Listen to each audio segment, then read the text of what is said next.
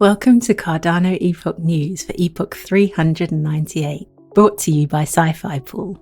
We bring you the top stories from Cardano and beyond from the last 5 days. This Epoch's headlines are that Jpg.store has added collection bids, Minswap is 1 year old, IOG made some interesting announcements on their March SPO call, we got some Catalyst Fund 10 updates from Cardano 360, and crypto got wrecked by a bank as USDC unpegged from the dollar.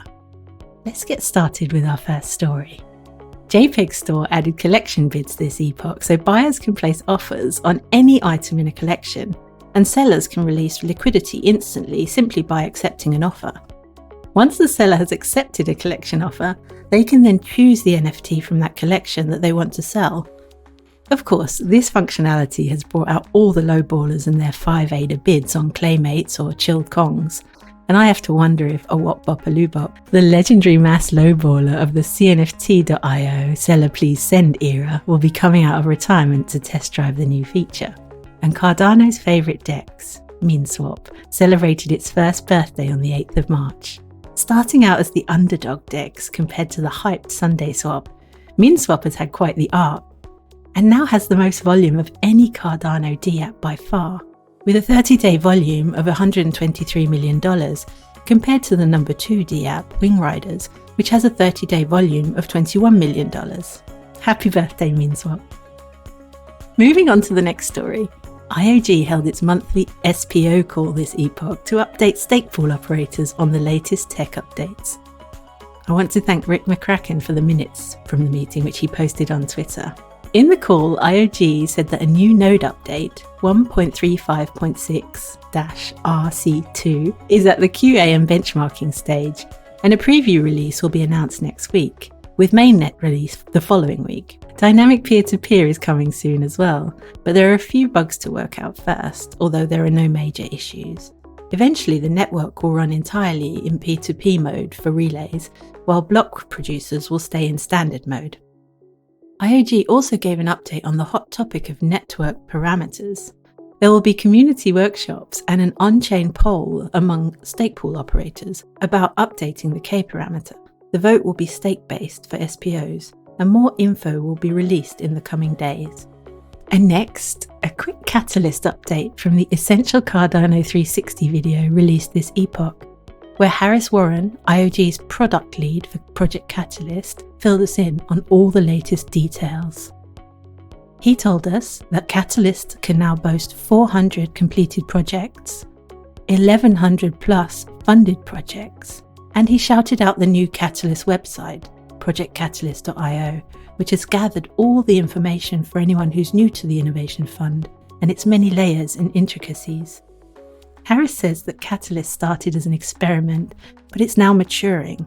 The next phase will harness the power of the community, starting with a special voting event very soon. A special voting event is a vote held outside of Catalyst funding cycles, using Catalyst voting tools.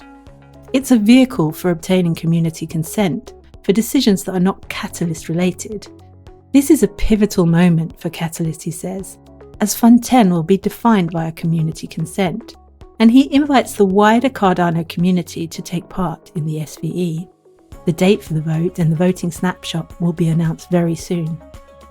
And it seems like Catalyst will be getting a new start in Fund 10, with new and redefined roles, new bounties and interfaces, and delegated representatives will be launched in this funding round. They are essentially individuals you can trust with your voting power, so you don't have to do the heavy lifting of reading 1,000 plus proposals. They can vote on your behalf. The user interface has been updated to make it more user-friendly, and so that it connects with existing community wallets. And the team at IOG already has a working prototype. The SVE will pose the funding question to the community, so watch this space. In broader cryptocurrency news, Circle's stablecoin USDC, which is the second largest stablecoin with a market cap of $42 billion, has depegged from the US dollar this epoch due to contagion from the collapse of Sillicon Valley Bank. $3.3 billion out of USDC's total cash reserves of around $9.8 billion has disappeared into this black hole of a bank. Silicon Valley Bank, which has long played a role managing money for venture capital funded startups, was shut down by US state regulators on Friday. Obviously, this is a bit concerning. It's meant to maintain a one-to-one peg with the US dollar, hence it being called a stablecoin. Circle has not responded to requests for comment, but they tweeted that they and USDC are operating normally. And to finish off, some on-chain insights from the Cardano blockchain for Epoch 398, or the week leading up to the 11th of March. This time, let's look at Cardano blockchain insights brought to us by Cardano Fan Stake Pool. Here we see that the total number of ADA wallets has risen to 3.978 million. The percentage of total ADA staked is 69.9%, down from 72% a month ago. The average ADA delegated per wallet is at 19.4 thousand. This site also shows data from social media related to Cardano, and we can see that the total number of Reddit subscribers has been dropping steadily this epoch. Telegram users seem to be showing a decline too, but that might say more about the use of that specific platform in general. The rest of the socials seem to be holding a steady line, maybe waiting for better market conditions like the rest of us.